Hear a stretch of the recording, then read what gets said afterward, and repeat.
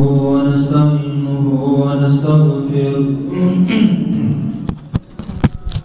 ونؤمن به ونتوكل عليه ونعوذ بالله من شرور أنفسنا ومن سيئات أعمالنا من يهده الله فلا مضل له ومن يضلله فلا هادي له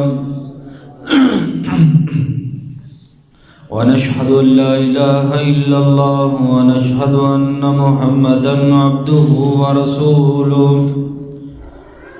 وشر الأمور محدثاتها وكل محدثة بدعة وكل بدعة ضلالة وكل ضلالة في النار.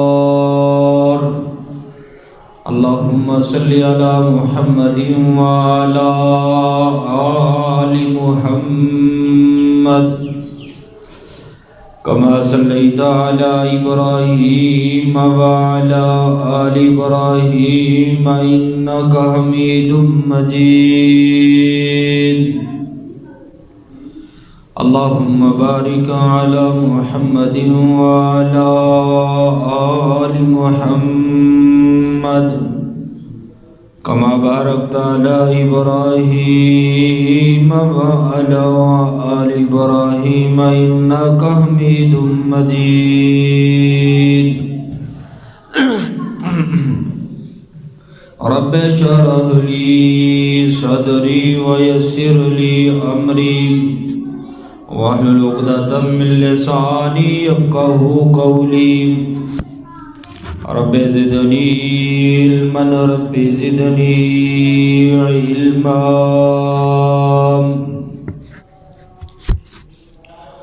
وقال الله تبارك وتعالى في القرآن المجيد والفرقانه الحميد. بسم الله الرحمن الرحيم. وما لكم لا تقاتلون في سبيل الله والمستضعفين من الرجال والنساء والبلدان الذين يقولون ربنا أخرجنا من هذه القرية الظالم أهلها واجعل لنا من لدنك وليا واجعل لنا من لدنك نصيرا.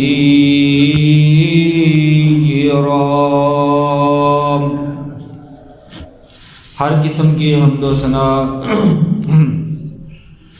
اللہ وحدہ لا شریک کی ذات گرامی پر، درود و سلام بے شمار لا تعداد بے حد و حساب امام الانبیاء حبیب کبریا حضرت محمد مصطفیٰ صلی اللہ علیہ وآلہ وسلم کی ذات گرامی پر. عزیز بھائیو، سورہ نساء کی یہ آیت نمبر 75 میں نے آپ کے سامنے تلاوت فرمائی ہے، جس کے اندر اللہ حکم الحاکمین بیان فرماتے ہیں ما لکم لا تقاتلون فی سبیل اللہ. اے مسلمانوں،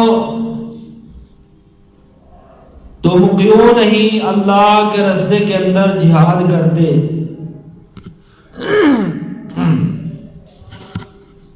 کن کے بارے میں اللہ جہاد کرنا فرمایا والمستضعفین من الرجال والنساء والولدان. کمزور مرد، عورتیں اور بچے جن کے اوپر کفر کا تسلط ہے، دن رات صبح و شام ان کے اوپر ظلم ڈھائے جاتے ہیں. ایسے لوگوں کی مدد کے لیے مسلمانوں تم کیوں نہیں نکلتے؟ اور وہ بیچارے جو محکوم اور مظلوم ہیں ان کو اس حد تک پہنچا دیا گیا ہے کہ وہ اپنی زبان حال سے پکار پکار کر کہتے ہیں ربنا اخرجنا من هذه القرية الظالم اهلها، اللہ ایسی سرزمین سے ہمیں نکال کر سکون والی جگہ پہ لے جا، یہ ایسی جگہ ہے جس جگہ کے اوپر کفر کا تسلط ہے، اس کے رہنے والے ظالم ہیں، بدماش ہیں۔ وَاجْعَلْ لَنَا مِن لَّدُنْكَ وَلِيًّا، اے اللہ ہمارے اس مشکل حالات کے اندر، سنگین حالات کے اندر ایسے مرد مجاہد ہمارے لیے بھیج دے جو ہمارے دوست ثابت ہو۔ وَاجْعَلْ لَنَا مِن لَّدُنْكَ نَصِيرًا، اور ان دوستوں کی وجہ سے ہمیں مدد ملے، ہمیں سہولت ملے، ہمیں آرام اور سکون ملے۔ اللہ اکبر کبیرہ۔ آج اس کی سیم صورتحال آپ کو کشمیر اور فلسطین کے اندر نظر نہیں آتی؟ کشمیر ایک تو مسلمانوں کی اکثریت ہے، دوسرا ہمارا ہمسایہ ہونے کے ناطے سے ان کے اوپر ہمارا دورا رشتہ ہے، ان کے بارے کے اندر ہمیں ڈبل حقوق ہے کہ ہم ان کو مسلمان بھائی سمجھ کر ان کی حمایت کریں اور اپنا ہمسایہ سمجھ کر ان کی حمایت کریں۔ لیکن آج تک وہ ہمارے انتظار کے اندر ہیں، لیکن ہم نے کیا کیا ہے؟ ہم نے ان کے انتظار کا ان کے سامنے کیا جواب پیش کیا ہے؟ اور قرآن ہمیں اس بات کی فکر دیتا ہے کہ اگر مظلوم محکوم مسلمان تمہیں حمایت، ہمدردی اور مدد کے لیے تم سے مدد طلب کرے تو تمہارا حق ہے کہ تم ان کی مدد کرو۔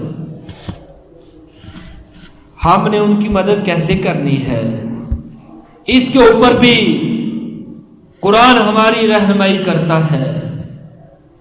اللہ فرماتے ہیں فَإِنِ اسْتَنصَرُوكُمْ فِي الدِّينِ، اگر مسلمان تمہیں اپنی عزت کو بچانے کے لیے تمہیں طلب کریں تو مسلمانوں میدانوں کے اندر کود جاؤ، مال طلب کرے تو مال پیش کر دو، جس سطح کے اوپر تم مدد کر سکتے ہو اپنے مسلمان بھائی کی مدد کرو۔ فَعَلَيْكُمُ النَّصْرُ، کیونکہ اللہ نے تمہارے لیے واجب کیا ہے کہ جب تمہارا مسلمان تمہیں مدد کے لیے پکارے تو تمہارا فرض ہے، تمہارے اوپر واجب ہے کہ اپنے مسلمان بھائی کی مدد کرو۔ اور نبی علیہ السلام نے فرمایا جب تک انسان اپنے مسلمان بھائی کی مدد کے لیے لگا رہتا ہے اللہ آسمان پہ بیٹھ کر اس کی مدد کرتا ہے، بندہ مسلمان کی پشت پناہی کرتا ہے، اور جس کے پیچھے اللہ کی ذات کی مدد شامل حاضر ہو جائے دنیا کی کوئی طاقت اس کو ناکام نہیں کر سکتی، نامراد نہیں کر سکتی۔ اللہ اکبر کبیرہ۔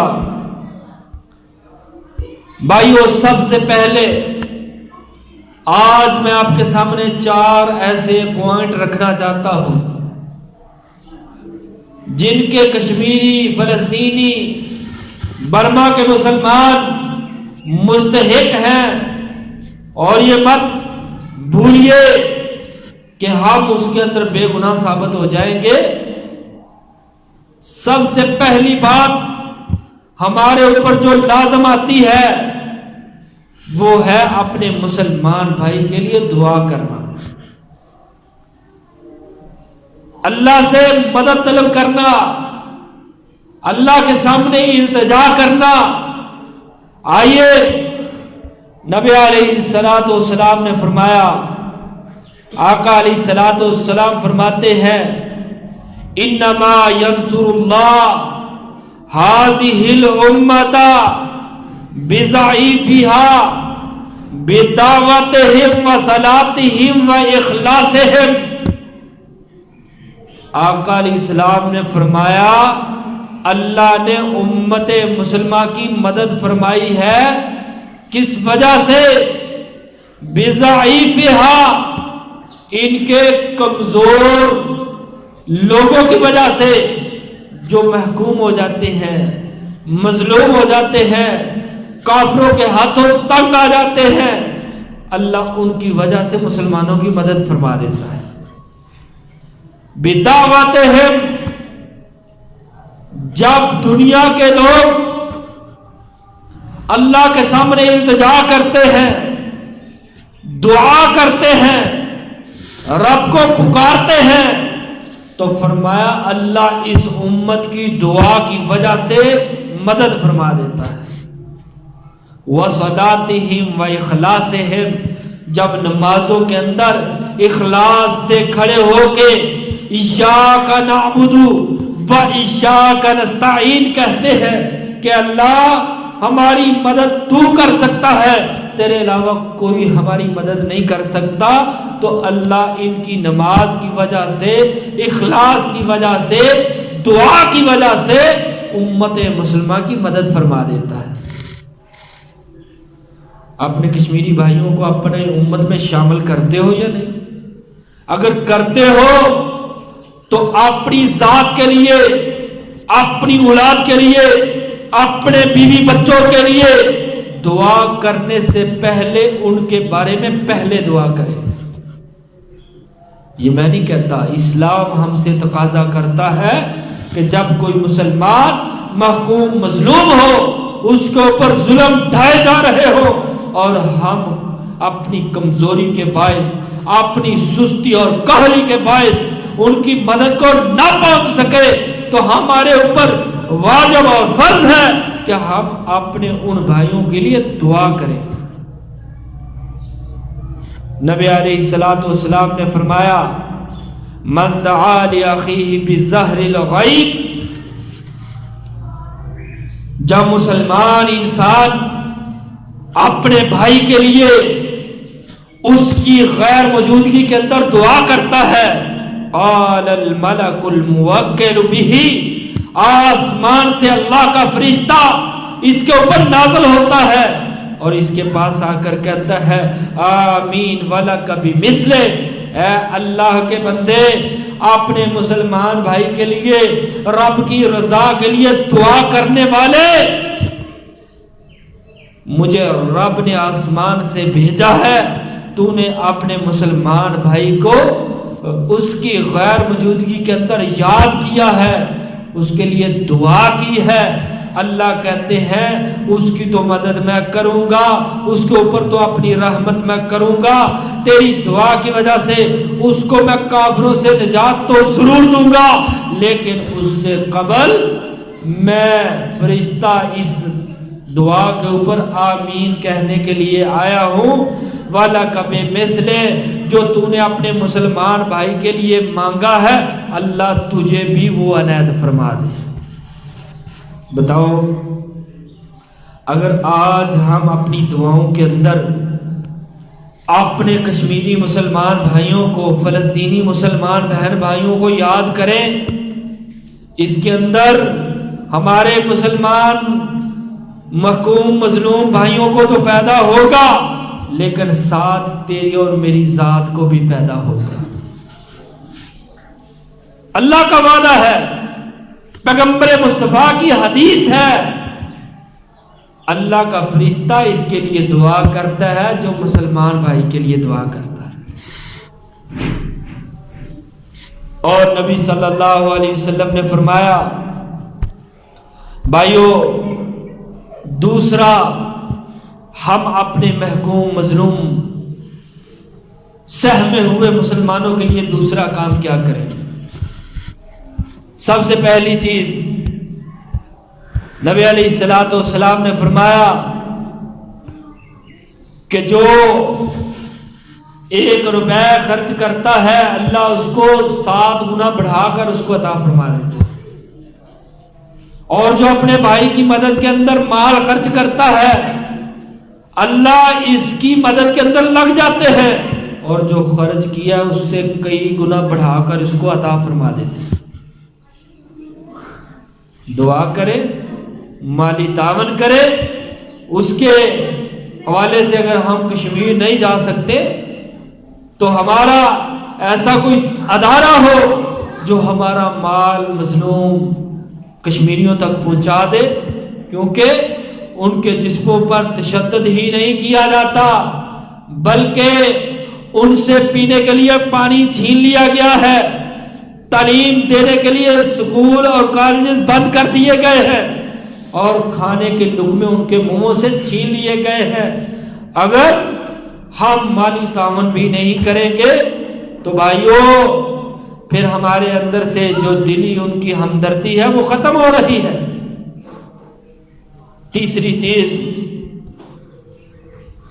ہم وقت تیار رہیں۔ جو کافر، جو ظالم، جو بدبخت کشمیر کے اوپر ظلم ڈھا سکتا ہے، وہ وقت آنے پر مسلمان جو پاکستان کے اندر ہے، افغانستان کے اندر ہے، ملائیشیا کے اندر ہے، انڈونیشیا کے اندر ہے، عرب امارات کے اندر ہے، وہ صرف کشمیریوں کا دشمن نہیں بلکہ وہ ہر ایسے فرد کا دشمن ہے جو زبان سے لا الہ الا اللہ محمد رسول اللہ پکارتا ہے۔ اگر آج کشمیری پریشان ہے تو وہی پریشان کرنے والا ہماری کمزوری کو دیکھ کر، ہمارے جذبوں کے اندر کمزوری دیکھ کر ہمارے اوپر بھی اٹیک کر سکتا ہے، ہمارے اوپر بھی حملہ آور ہو سکتا ہے۔ اسی لیے تو آج سے 1400 سال پہلے نو یار ختم کرو آج میٹنگ۔ ہلو چھوٹے اگے آؤ، سارے اگے آؤ، آج سے 1400 سال پہلے پیغمبر مصطفیٰ علیہ الصلوۃ والسلام نے امت کو یہ سبق سکھایا جس سبق کو بھولنے کی وجہ سے آج ہر جگہ کے اوپر مسلمانوں کو پریشانی کا سامنا ہے۔ وہ سبق کیا تھا؟ وَأَعِدُّوا لَهُم مَّا اسْتَطَعْتُم مِّن قُوَّةٍ۔ رب کے قرآن نے سبق دیا تھا اپنی قوت کو برباد نہ کرنا، اپنی جمعیت کو برباد نہ کرنا، اپنے اتحاد کو ختم نہ کرنا، اور ہم وقت کافر کے ساتھ لڑنے کے لیے تیار رہنا۔ اس کے لیے یہ نہیں شرط لگائی کہ جب وہ مسلمانوں کو پریشان کریں یا تب تیار رہیں، یا مسلمانوں پر حملے کی باتیں کریں تب مسلمان تیار رہے۔ کافر منصوبہ بنائے نہ بنائے، کافر مسلمان کے اوپر حملہ کرنے کا سوچے نہ سوچے، لیکن مسلمان ہم وقت تیار رہے کہ یہ ساری سرزمین اللہ کی ہے اور ان سرزمینوں سے ہم نے کفر کو مٹانا ہے۔ وہ کیسے مٹے گا؟ ڈر کے گھروں کے اندر بیٹھ جائیں؟ سب سے پہلے ہم ٹریننگ لیں، ہمیں کافر کو پچھاڑنا آتا ہو، کافر مارے تو دفاع کرنا آتا ہو، اور کافر آنکھیں دکھائے تو اس کی آنکھیں نکالنے کی ہمت اور طاقت ہو۔ وَأَعِدُّوا لَهُم مَّا اسْتَطَعْتُم مِّن قُوَّةٍ۔ اللہ کہتے ہیں جو طاقت میں نے تمہارے اندر رکھی ہے اس کو بہار رکھو اور تیار رہو۔ کیسی اللہ نے طاقت پیدا کی تھی؟ ایک مسلمان فرمایا 10 کافروں کا مقابلہ کرے گا، اور پھر کمزوری آئی تو فرمایا پھر بھی کمزور مسلمان، ایک مسلمان 2 کافروں کا مقابلہ کر سکتے، لیکن اگر ہم طریق کا دروازہ کھٹکھٹائیں تو خالد بن ولید 3000 کی فوج کے ساتھ 1 لاکھ کی فوج کے اوپر قابض ہوا تھا۔ اگر ہم طریق کا مطالعہ کریں، خالد بن ولید رضی اللہ تعالی عنہ 3000 کی کمانڈری کر رہے ہیں، مقابلے کے اندر 1 لاکھ کی فوج ہے اور اسلحے سے لیس ہے اور تمام تر قوتیں لے کر تیاری کے ساتھ مسلمانوں کے سامنے کھڑی ہے، لیکن اللہ نے جرأت اور بہادری دی تھی تو 3000 کے ساتھ 1 لاکھ کی فوج کے اوپر فتح لے کے ان کو شکست دی، نکارہ کر کے رکھ دی۔ کیا تھا؟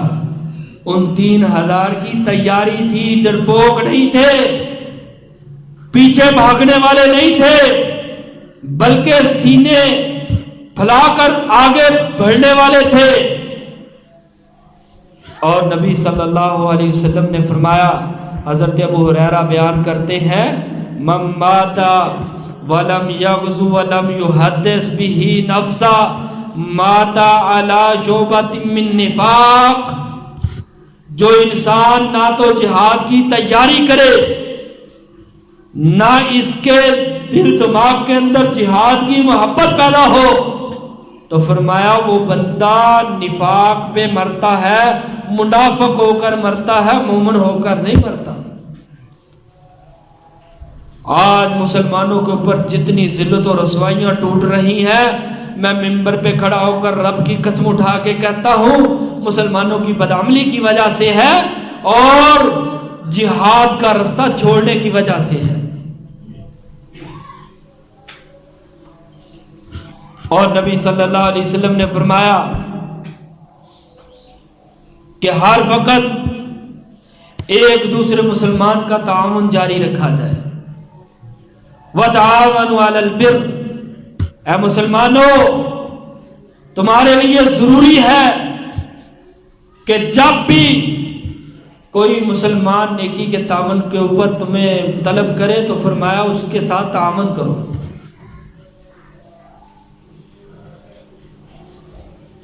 اب ہم تعاون کریں گے تو کیا ہوگا؟ موجودہ حالات درست ہوں گے، ہم اپنی افواج کو تقویت دیں، ان کے شانہ بشانہ کھڑے ہوں۔ آج اپنے سیاستدانوں کی وجہ سے ہم فوج کو برا بھلا تو کہتے ہیں، لیکن عزیز بھائیوں کون 15 20 30 ہزار لے کر گولیوں کے سامنے کھڑا ہوتا ہے؟ وہ صرف آپ کی محبت لے کر کھڑے ہیں، آپ کا پیار لے کر کھڑے ہیں۔ اگر کسی کی کوئی سستی اور کمزوری ہوتی ہے تو وہ اس کا وبال خود اس دنیا کے اندر بھی دیکھے گا، آخرت کے اندر بھی دیکھے گا، لیکن ساری فوج کو برا بھلا نہ کہا جائے بلکہ ان کی حوصلہ افزائی کی جائے، ان کو کہا جائے ہم آپ کے شانہ بشانہ کھڑے ہیں، آپ کافروں کے سامنے سیسا پلائی دیوار بنے، ہم اس دیوار کے لیے مزید مضبوطی پیدا کریں گے۔ لیکن حالات کے ساتھ ساتھ ہمارے معتبران حضرات، ان کو حق ہے کہ اگر اللہ نے ان کو سلطنت دی ہے، بادشاہت دی ہے، تو پھر صرف بیان بازی کی حد تک کشمیریوں کے ساتھ کھڑے نہ ہو۔ ایسا کھڑا ہونے سے کچھ نہیں ہوگا۔ انسان اپنے ساتھ والے بھائی کو ساتھ بیٹھ کے کہے میں آپ کے ساتھ کھڑا ہوں تو وہ بیٹھا کیسے کھڑا ہوگا؟ عملی قدم اٹھانا پڑے گا، وہ جہاد والا رستہ ہے۔ ہم کئی طریقے سے ہم انڈیا کے اوپر پریشر ڈال کر اگر ان سے جنگ نہیں کرنا چاہتے تو ہم ان سے اپنے مطالبات پورے کروا سکتے ہیں۔ پچھلے دن کی بات ہے کہ 2 دن تجارت بند ہونے کی وجہ سے 9 ارب ڈالر ان کو خسارہ ہوا ہے۔ اگر 1 ماہ ہی ان سے تجارت بند کر دی جائے تو خسارے کی وجہ سے شاید وہ مسلمانوں کے اوپر ظلم ڈھانے سے باز آ جائیں، اپنی گندی خبیث کرتوتوں سے باز آ جائیں۔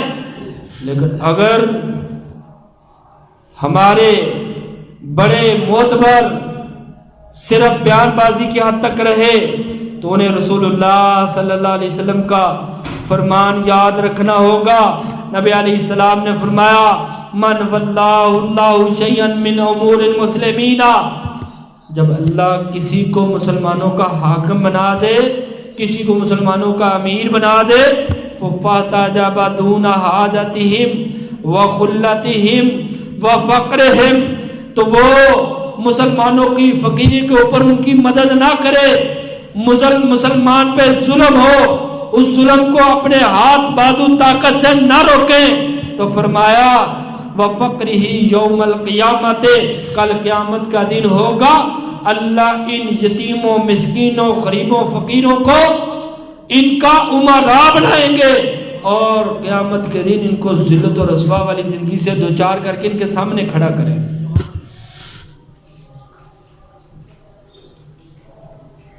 یہ بندوقیں، یہ ایٹم طاقت اگر مسلمان کی مدد کے اوپر نہ استعمال ہو سکے تو پتہ نہیں پھر وہ کون سا وقت ہوگا جب یہ کلیشن ہمارے استعمال میں آئے، ہمارے دفاع کے اندر اٹھے۔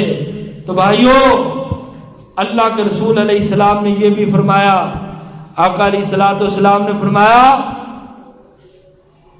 جو انسان کسی کے اوپر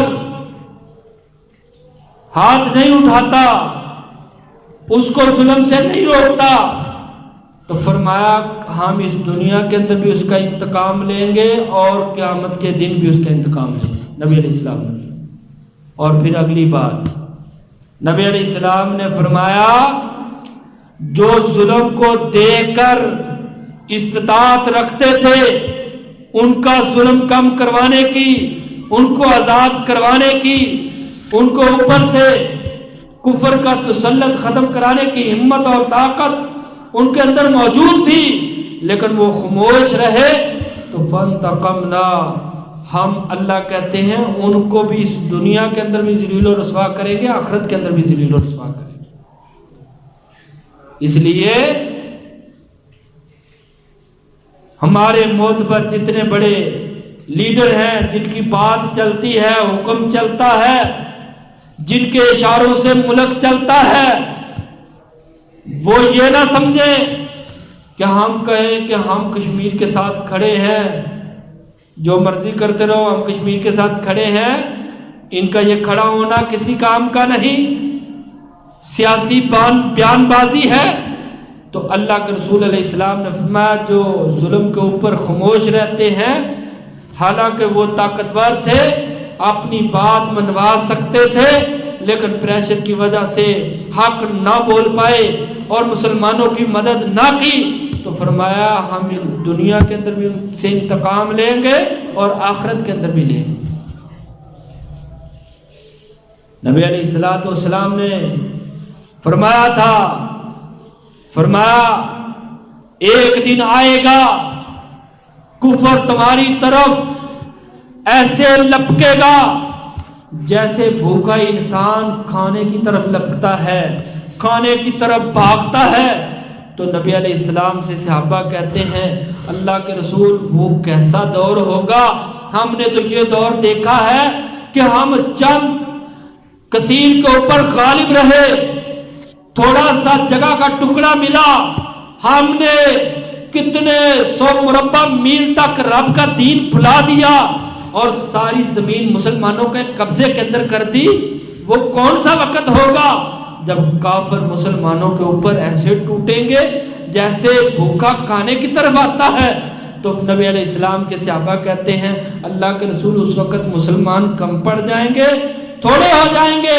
تو آقا علیہ السلام نے فرمایا انتم یومئذ کثیر، اس وقت مسلمان بہت زیادہ ہوں گے، لیکن وَلَكِن تَكُونُونَ غُصَاءً كَغُصَاءِ السَّيْلِ، اس وقت تک مسلمان ہوں گے لیکن سمندر کی جھاگ کے برابر ہوں گے، سمندر کی جھاگ کی مثل ہوں. کیوں؟ سمندر کی جھاگ بڑی اونچی چلی جاتی ہے لیکن وہ ہمیشہ رہتی ہے نہیں، جیسے اس کو ہوا لگتی ہے تھوڑی تھوڑی وہ ختم ہو جاتی ہے. کثیر تعداد کے اندر مسلمان ہوں گے لیکن ان کی تعداد ایک جھاگ کی مانند ہوگی. اور فرمایا وَيَجْعَلُ فِي قُلُوبِهِمُ الْوَهْنَ، لیکن ان کے دلوں کے اندر وہن پیدا ہو جائے. اللہ کے رسول وہن کیا؟ نبی علیہ السلام نے فرمایا میرے صحابیوں وہن یہ ہے حب الحیات و کراہیت الموت. مسلمان کثیر تعداد میں ہوں گے لیکن زندگی سے محبت کریں گے اور موت سے ڈریں گے.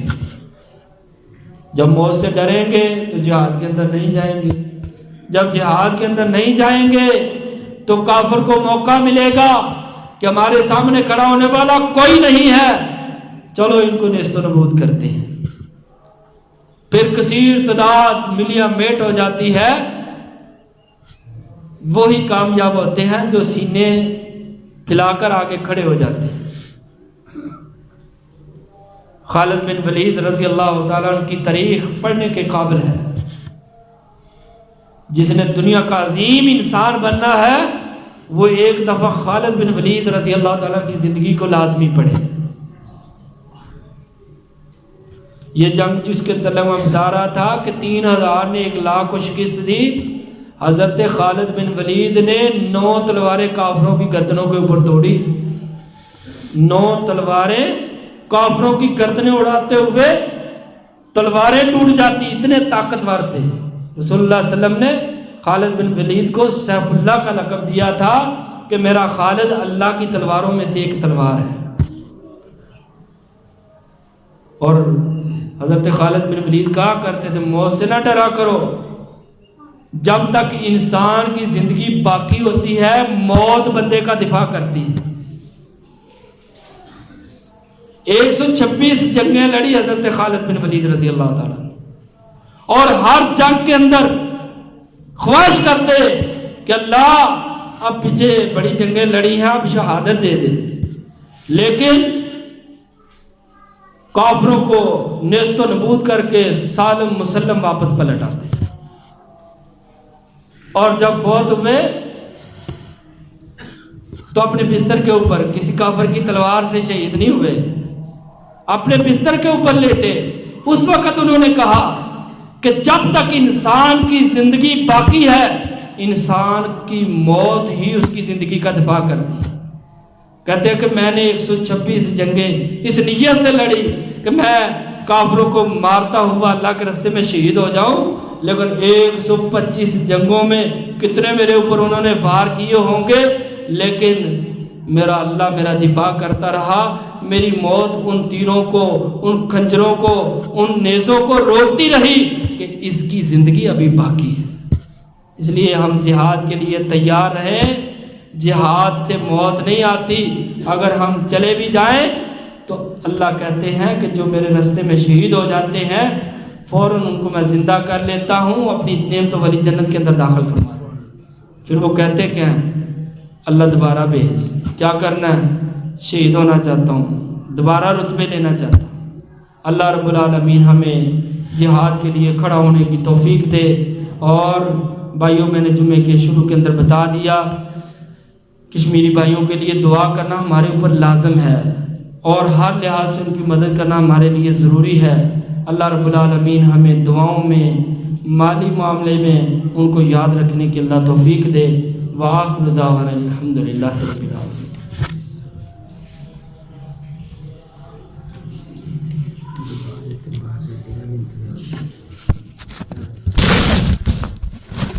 لله وحده والصلاة والسلام على أشرف الأنبياء والمرسلين اللهم صل على محمد وعلى آل محمد كما صليت على إبراهيم وعلى آل إبراهيم إنك حميد مجيد اللهم بارك على محمد وعلى آل محمد كما باركت على إبراهيم وعلى آل إبراهيم إنك حميد مجيد اللهم احفظ الإسلام والمسلمين في كل مكان آمين اللهم احفظ الإسلام والمسلمين في كشمير آمين وفي فلسطين وفي الشام وفي كل مكان آمين سبحان ربك رب العزة عما يصفون والسلام على المرسلين والحمد لله رب العالمين